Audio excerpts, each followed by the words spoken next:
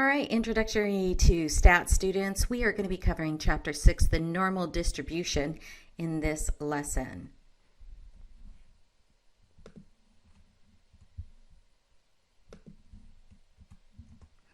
All right, we have two sections to cover. We have 6.1, which is talking about what is the standard normal distribution, and section 6.2, which is using the normal distribution.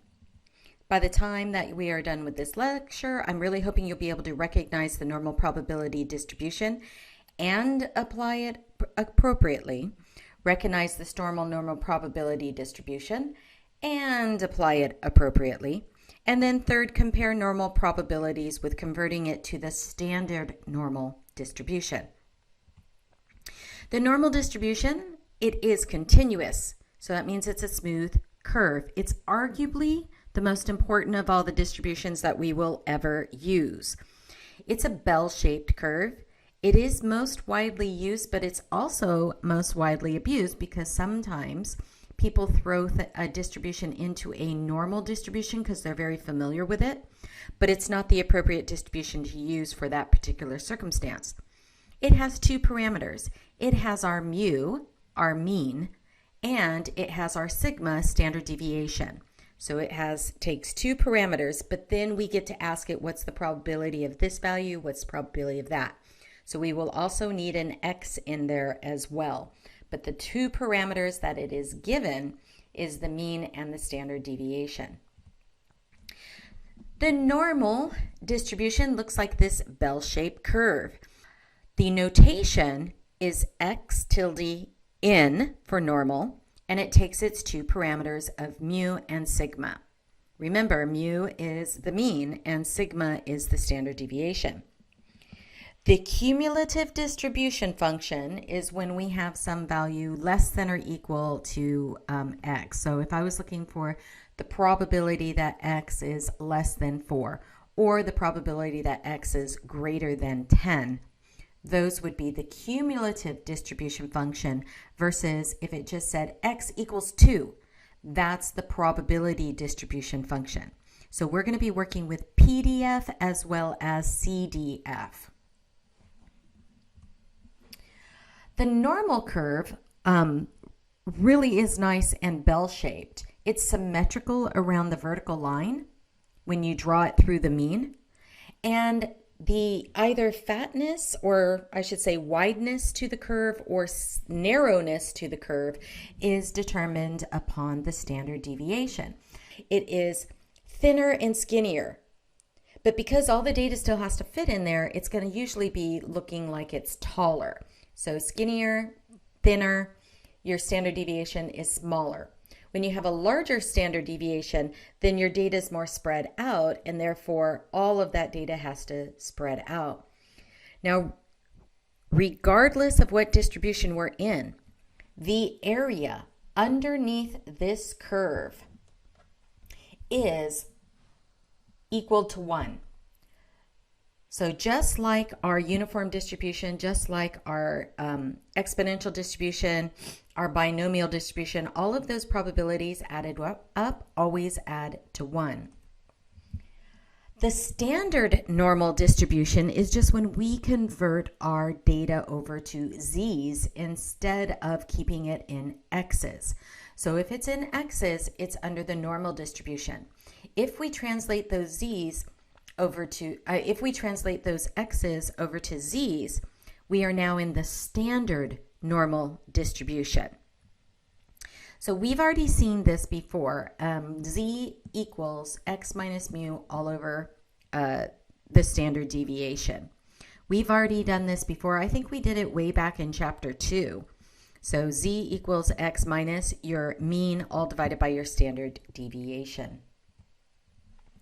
Let's say, for example, we have the mean of our normal distribution is 5 and the standard deviation is 2. The value 11 is 3 standard deviations above or to the right of the mean. So I'm going to switch over and I'm going to write this out. So we know our mean was 5. Our standard deviation is 2, and we knew our value is 11. So to figure out the z-score here, z equals x minus mean. Let's put the equation first. All over our standard deviation. Plugging in our values, we know x is 11, our mean is 5, and our standard deviation is 2. Now, if you are going to put this into a calculator, you need to be very careful about parentheses. So if you are going to put this in the calculator, I'm going to do parenthesis 11 minus 5 parenthesis, then divide by 2, and we get 3. Well, if I was going to do this longhand, 11 minus 5 is 6. 6 divided by 2 is 3. But be sure, if you're going to use the calculator, make sure you have parentheses around it. So translating an x value into z is plugging it into the equation when you have your mean and you have your standard deviation. So my z-score is 3. And since this z-score is positive, that means our x value is to the right of our mean. Okay, so all of that translates into a standard normal distribution where our z, since we're dealing with z's and not x's now, is the normal where our mean is 0 and our standard deviation is 1. So let's see if I have a picture of it. Let me jump over to, here we go. If our normal distribution has this mean of 5, and it looks something like this, probably should have drawn my curve first, because the mean is 5. What happens is we can translate this normal curve over into the standard normal curve. And I've never been really good at drawing, so bear with me. Where our mean is 0 and each standard deviation, see the standard deviation? One standard deviation away, one standard deviation away. This would be 1, -1, and 1. So in essence, we're not worried about the x values when we are in the standard normal distribution versus just the normal distribution. Working with x values, working with z values. So why do we want this standard normal distribution? Because if we want to compare two things and they have different means and different standard deviations, if we get it over into this normal standard deviation, we can compare those things. That's why we did the z conversion before, and that's why we're going to do it now. Okay. All right. Our z, when it is positive, it is going to be our actual value is to the right of the mean. When our z-score is negative, that means our value is to the left of the mean. It does not signify that our x value is negative. It just means the location where it is away from the mean. Okay, so let me go back to my image. If I am one standard deviation below the mean, then my z is going to be a -1. It means that my x value is to the right of the mean. Sorry, the left of the mean, if I can talk correctly today. And when my z-score is positive, in other words, one standard deviation, then my x value is to the right of the mean. Positive z's indicate that our value is to the right of mean, otherwise it is larger than mean. Negative z values indicate that the value is to the left of the mean, it is smaller than the mean. That doesn't indicate that our x values are negative, it just means the location where it is in comparison to the mean value.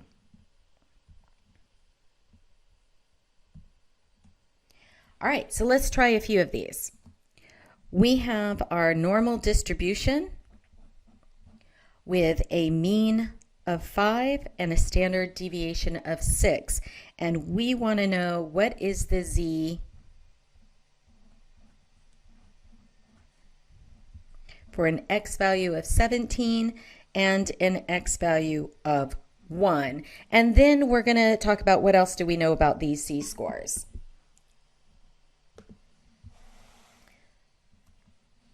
Here's my notation, x tilde n for normal, 5 is the mean, 6 is the standard deviation. That is the notation. And we want to know what is the z-score when we have a value of x equals 17 and x equals 1. All right, my z is x minus my mu all over my sigma. X in this case is 17. My mean is from the notation, which is 5.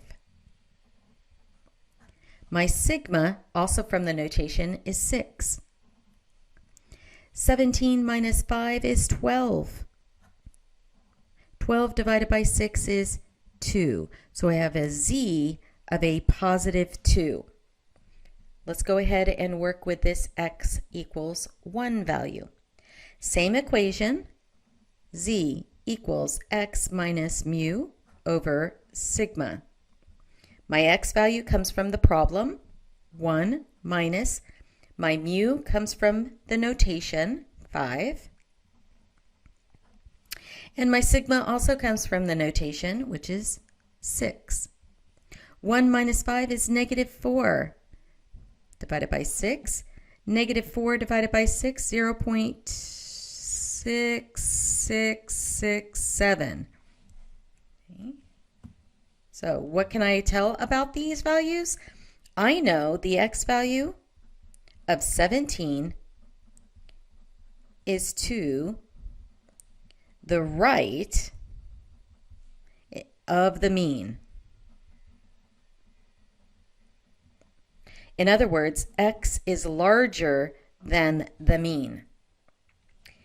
The x value of 1 is to the left of the mean, and therefore we know x is less than the mean. We also know by how much.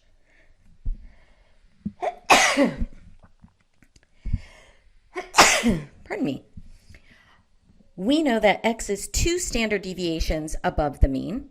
We know that at the second x equaling 1, is 0.6667 standard deviations below the mean. Okay, so you got to be able to find the location of where the x is in comparison to the mean.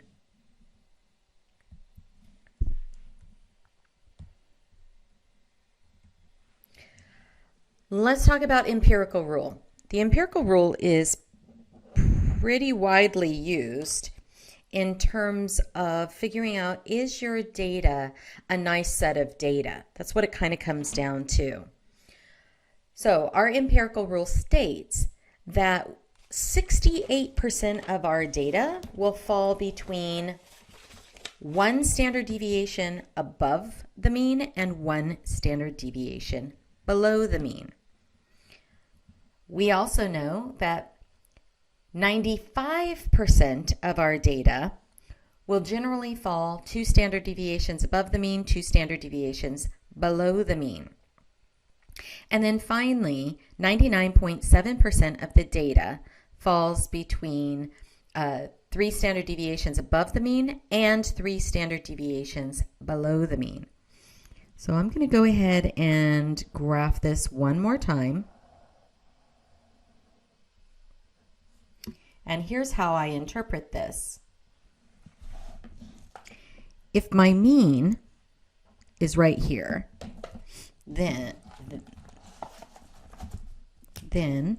between 1 standard deviation below the mean and 1 standard deviation above the mean, 68% of our data usually sits. Next, this is mu minus 1 standard deviation and mu plus 1 standard deviation. Now,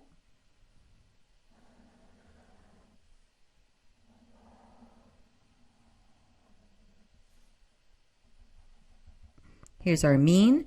Here's our first standard deviation. Here's our second standard deviation. And what the empirical rule states is that 95% of my data will fall between 2 standard deviations above and 2 standard deviations below my mean. So this is 95% of my data. And then lastly, it says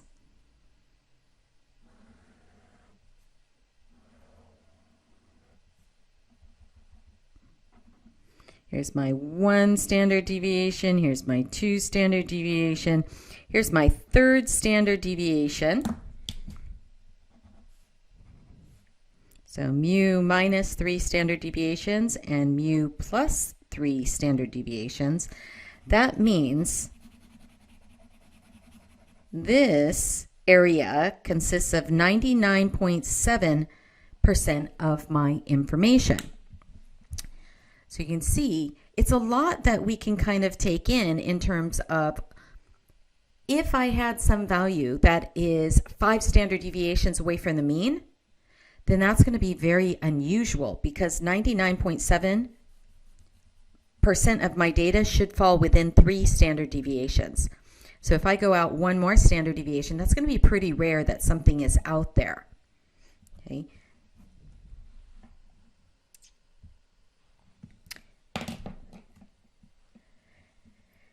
Now we can translate our empirical rule to pretty much a z-score as well. If our mean is 0, then we go out -1, -2, -3 to the left and 1, 2, 3 to the right.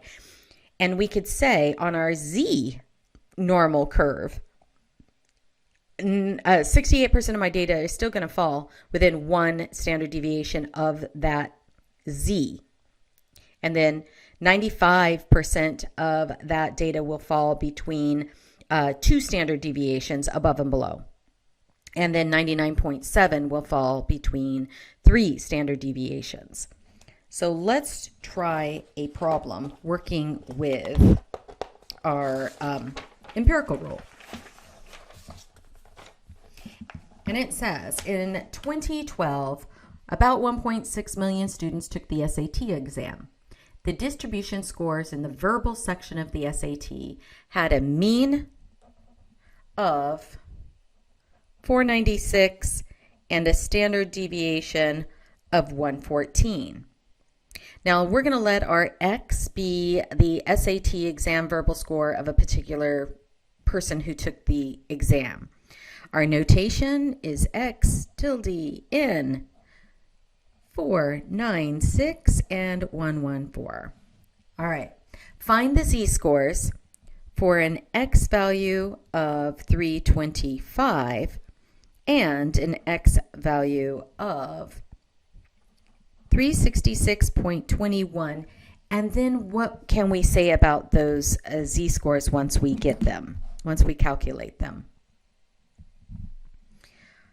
So I've written down all the information that I need. Here's my notation. I've just broken out my mean and my standard deviation to be very clear what those are. And I'm going to translate the first X of 325 and my second X of 366 into z-scores. So my first z-score is going to be my x1 minus my mean, all divided by my sigma. My x1, 325. My mean, 496. And my standard deviation is 114. I am going to put this into the calculator and let the calculator do the work, but I'm going to be very careful to put parentheses around my numerator. parenthesis 325 minus 496 into parenthesis divided by 114. We get a z-score of negative 1.5. Well, we could already tell that 325 is less than the mean. This just confirms it. It actually confirms it by saying this 325 is 1.5 standard deviations below the mean. And then let's do our second z. So it's going to be x2 minus our mu, all divided by our sigma. Our x2 this time is going to be 366.21 minus my mean of 496, all divided by 114. Again, I'm going to be very careful to put this into the calculator with parentheses. Parentheses, 366.21 minus 496 in the parentheses, divided by 114. My z, the second z, is going to be a negative 1.1385. What can we tell about this z-score? Well, just by looking at the value, we knew 366.21 is less than our mean. That's what this negative tells us. It is less than our mean. By how much? About 1.14 standard deviations below the mean. Now, if we just looked at the scores, we could tell that the second student did better on their SATs than the first student. But by how much? About 0.3 of a standard deviation. Okay, so we can get quite a bit of information just from the z-scores.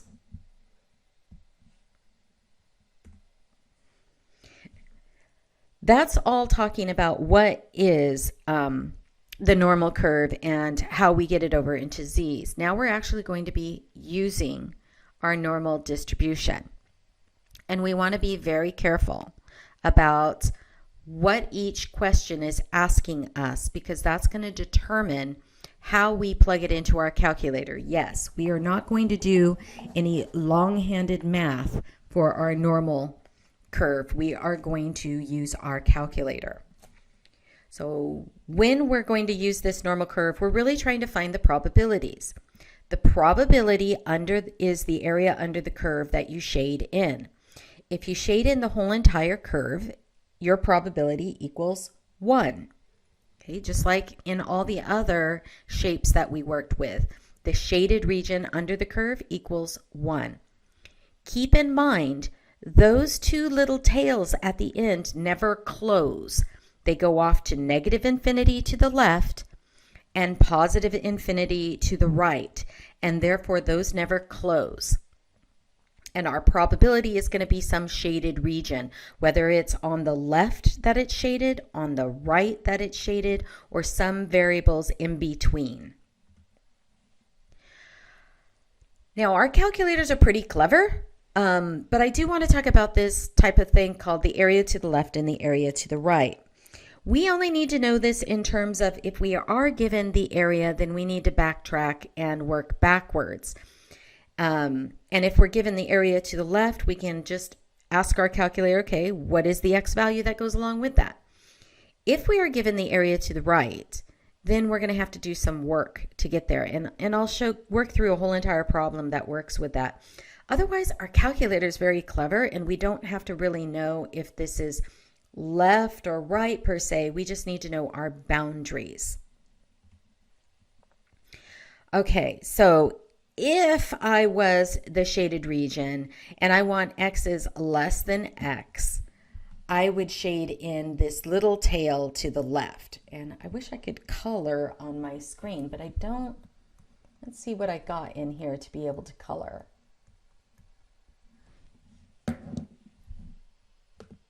I think I have an inking capability. There, start inking. So if I want something, come on,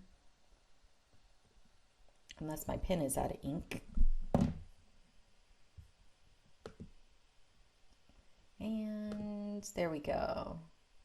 There we go. Maybe it will work now.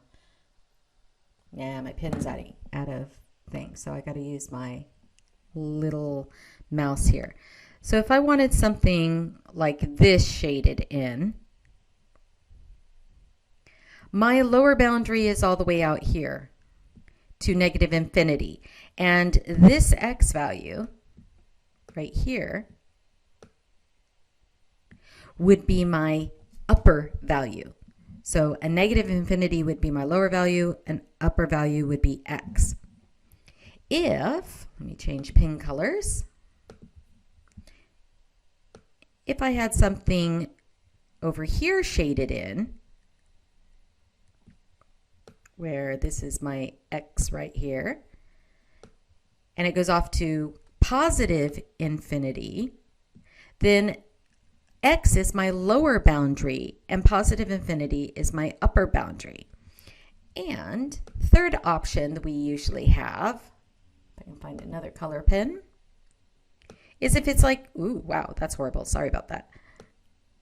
If we had it in between two values, we'll say that's just A and that's B, then my lower value is going to be A and my upper value is going to be the B. Those are the three scenarios we're actually going to feed in our calculator. And the good news is we don't actually have to worry about which one of these would I use. But I will tell you which one you'll use. When x is less than x, big X is less than little x, then you will use a left tail. Otherwise, if it's greater than, x is greater some value, then you would have to use 1 minus. So you would have to use those two versions. But again, our calculator can handle this. It's only when we go backwards, when we're given the probability and we have to work backwards, that we have to worry about that. And I'll show you that in just a moment. All right. So we're not going to actually look up some values. We are actually going to, first, we're going to calculate a z-score, and then I'm actually going to run this through my calculator. So what's the probability the student scored more than 65, given that this is normally distributed with a mean of 63 and a standard deviation of 5. So let me write down some information that we'll need. Our mean is 63, our standard deviation is 5, and we want to know ultimately what is the probability that our x is more than 65.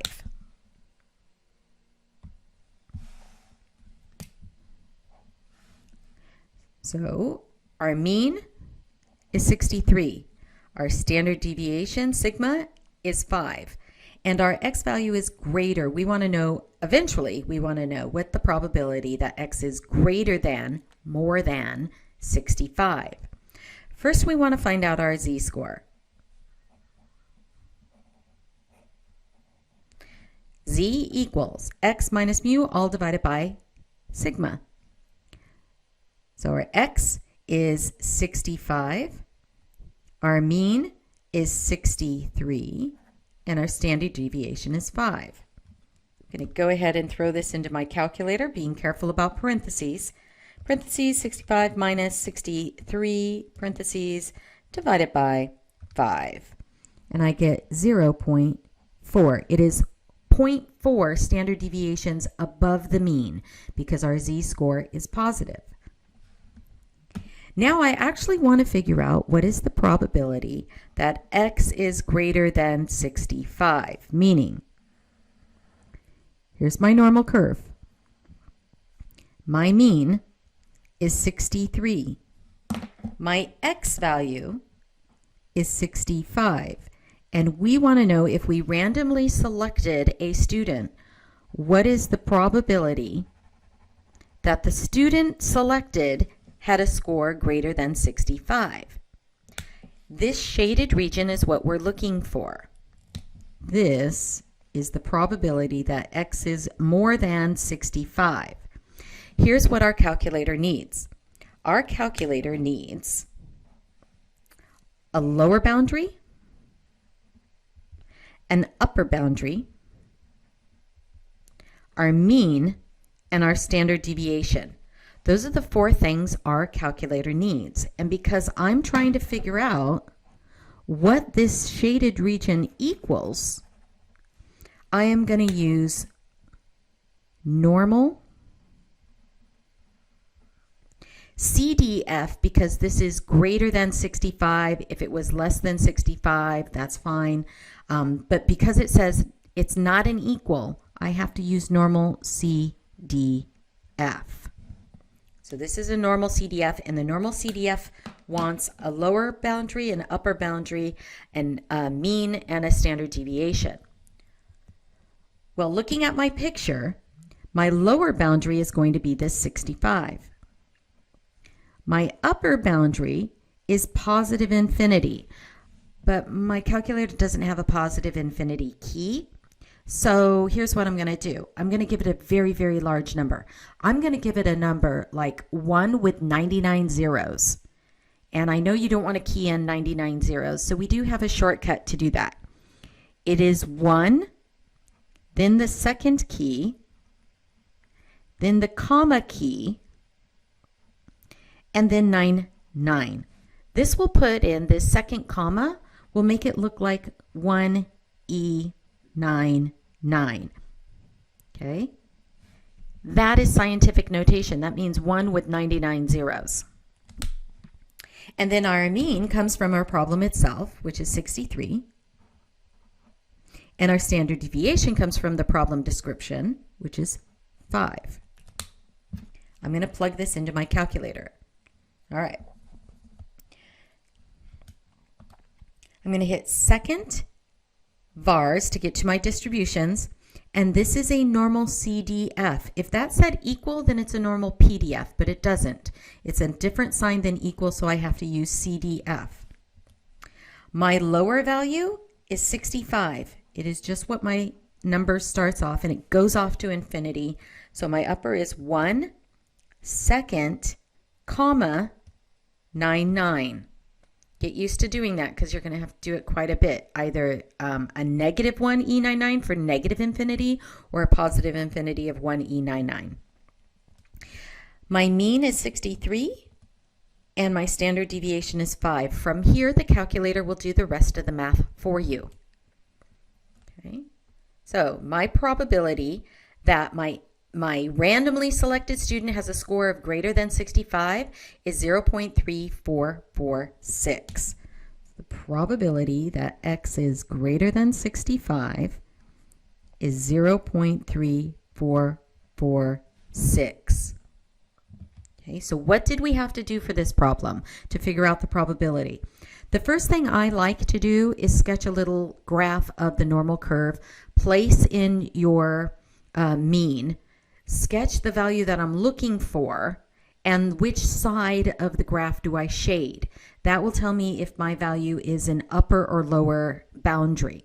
This time it was a lower boundary, and positive infinity was my upper boundary. And then since this is not an equal, I'm going to use normal CDF in my calculator. And it needs 4 things: lower limit, upper limit, my mean, and my standard deviation. From there, the calculator does the rest of the work. All right, and because we're using our calculator, I don't need to do P or 1 minus P. Okay. I doubled up myself. All right, now let's take that same thing, that same setup, our normal of 60, mean of 63, and standard deviation of 5, and we want to find the probability that a student scored less than 85 on the exam. Now, first things first, I am going to sketch what that looks like.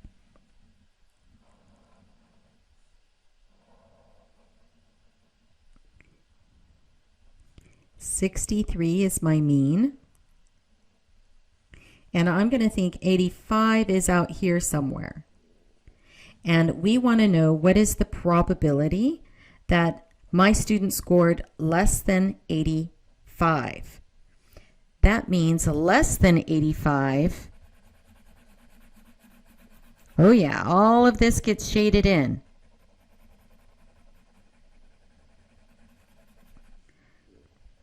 So what would be my lower boundary? I know my upper boundary is 85, but it turns out my lower boundary is negative infinity.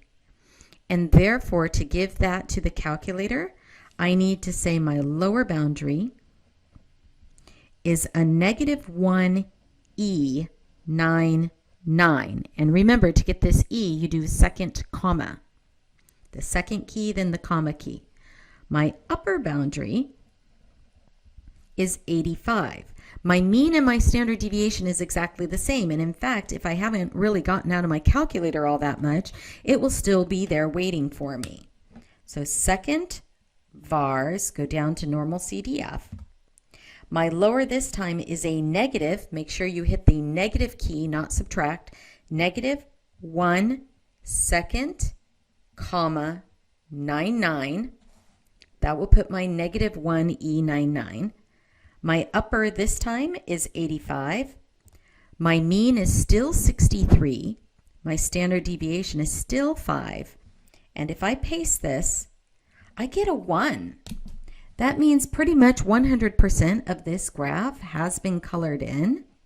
So x is less than 85 equals 1. Now you might have something like 0.99999999999, and that's fine. It still rounds to 1.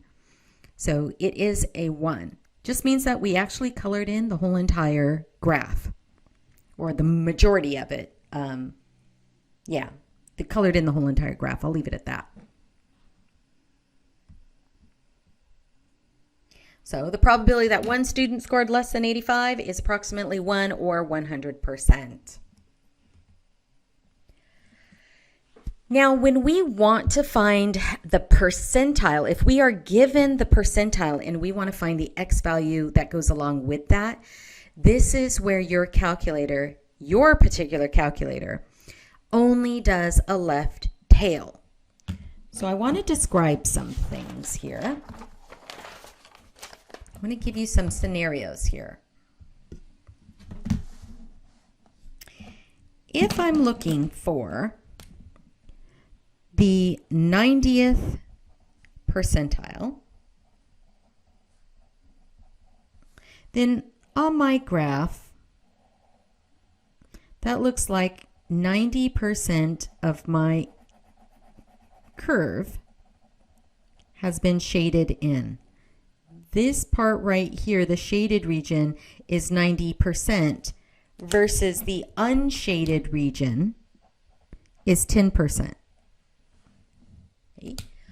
Because we got to make 100% in the long run. So 90%, 10% is the unshaded region. The unshaded region is on the left. The shaded region is on the right. So shaded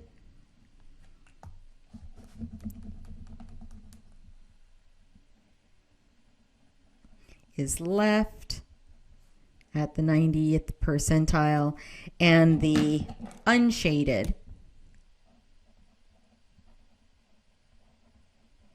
is right side, and that's 10%. Now, if you're given a scenario where you want the top 25%, then here's the deal that you have.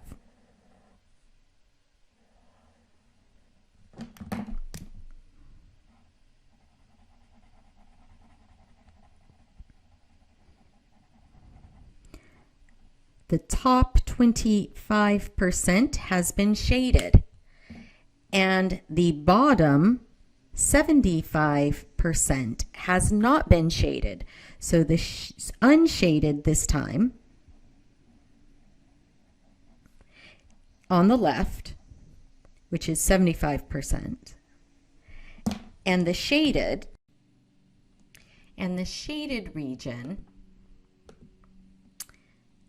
is on the right, 25%. Here's where the problem is.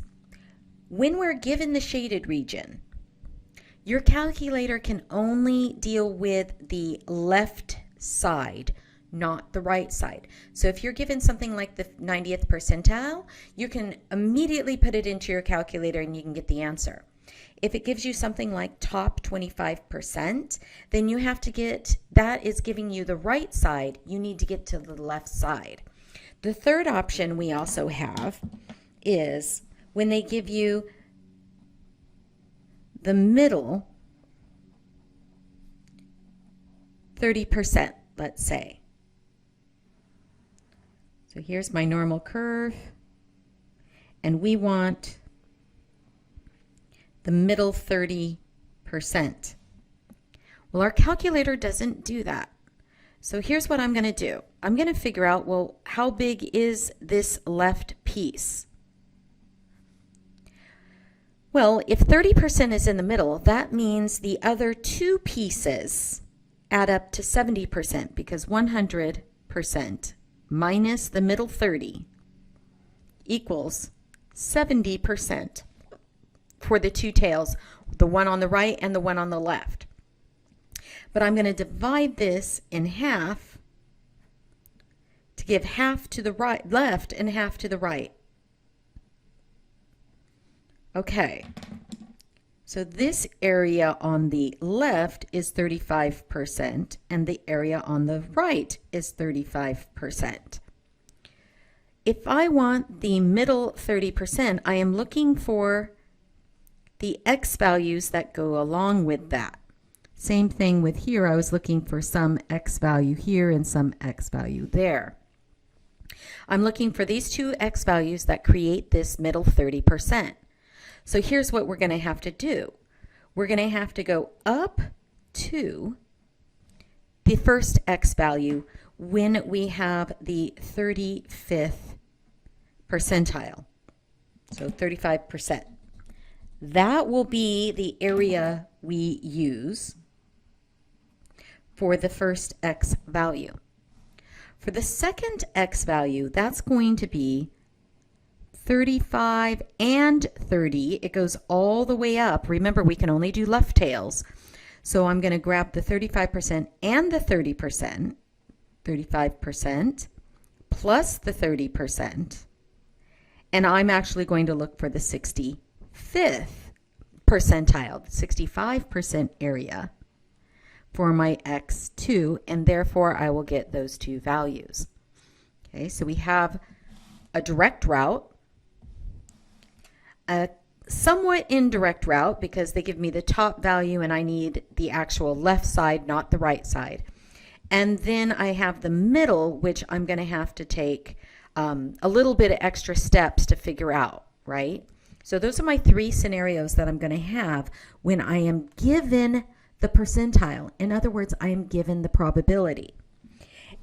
But the cool part about it is our calculator still will do the math. It's going to use, when given percentile or probability,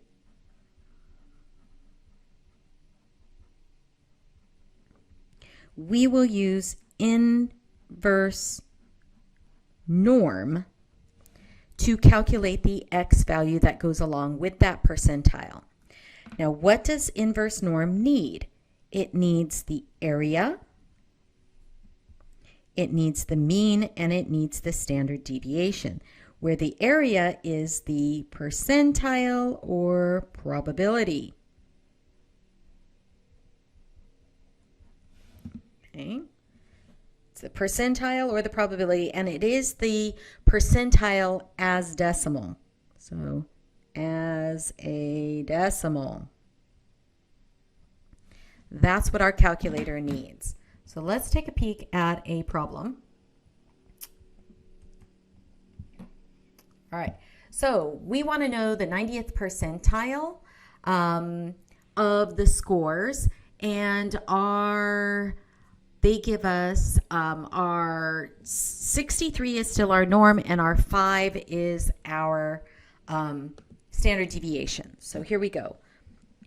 Probability, we want to know what is our x value when we're the 90th percentile. Okay, so I'm going to go ahead to my calculator. I'm going to go out and say second vars, go down to inverse norm, which is on my calculator number 3. My area is the 90th percentile, so that's 0.90. My mean is 63. That was the test score, the average test score. And then our standard deviation was 5. Now, if you do have the TI-84 plus calculator, you will have the option of claiming which tail you have. If it is indeed a left tail, you could do left tail. If it is in the center, you can do center, like the center, the middle 30%. Then I, in my calculator, could do 0.30 and then just hit center. Or if it's a right tail, like a top situation. Most of you have the TI-84 or 83, and you are not given this option of choosing which tail, so I'm going to stick with left tail. And therefore I know a test score of 69.4078 will be the 90th percentile. Okay. Okay, so we've actually reached to the end. Yay, yay, yay. I'll give you one more example of dealing with a percentile. So hold on just a second. Okay, so let's go back to the SAT score example, and we have a normal distribution with the mean of 496 and a standard deviation of 114. And I want to know what values would be the middle 25% of scores. So first things first, I want to draw my normal curve. I know my median is 496, and really what I'm looking for is this middle 25% of scores. I'm given the shaded region. This is 25%, and I don't know what scores go along with that. Those are the two scores I'm looking for. Well, if I know this is the middle 25%, then 100 minus 25% is 75%. So these two sides make up 75% of the value, 75% of the scores. So I need to know what's in this tail, and sorry I didn't draw it really to scale all that well. I'll try a little bit better here. Here we go, a little bit better. I'm going to take that 75% and divide by 2. And I get 37.5. So 37.5% is here. I'll do that in red. 37.5% is this tail. And 37.5% is in this tail. So to figure out x1, that will be using the percentile of 37.5. So x1 goes along with 37.5%. x2 goes along with, well, I had to traverse through the 37.5 as well as all of the 25% in the middle. So 37.5 plus 25 is 62.5. So I'm going to use 62.5 for my x2 value to figure out my x2 value. So I'm looking for the 37.5 percentile and the 67.5 percentile. So for x1, I'm going to use inverse norm with the area. This is for x1 stuff. The area is 30, write this a little bit more better. Area will be 30 in decimal form, 0.375. For x2, I will use 0.62.5. My mean will be the same for both of these guys, 496 and 496. And my standard deviation is going to be the 114 for both of them. Okay. So I'm looking for the x value that goes along with those guys. So inverse norm, oops. Second, vars, inverse norm. My first area is 0.375. 0.375 with a mean of 496 and a standard deviation of 114. And because your calculator only does left, I'm going to stay with left. That's why I'm doing this kind of long version. So the score of 459.67, so I'm going to round it to 7. Now when I go inverse norm, my new area is 0.625. Mean is the same of 496. Standard deviation is the same of 114. Still a left tail. And probably because I have a 1 in there. I have an error in there. 0.625. There we go. Put the right value in there. And we get 532.3 as our x values that go along with that. So the middle 25% of the scores are going to be somewhere between 459.7 through 532.3. That's the range of values that will be that middle 25%. Now, if you do have this, this type of calculator, the CE, the plus CE, then here's what you could do. You could go to second, vars, go to inverse norm, change it to your 0.25% in the middle, and change your tail to center. And then you will be given both of those values immediately, 495.6751 and 532.3249. So if you do have that capability of telling it which tail it is, go ahead and set that. If you do not have that, then you must assume you can only do left tails, not right tails. And therefore you have to change it into left-tailed situations.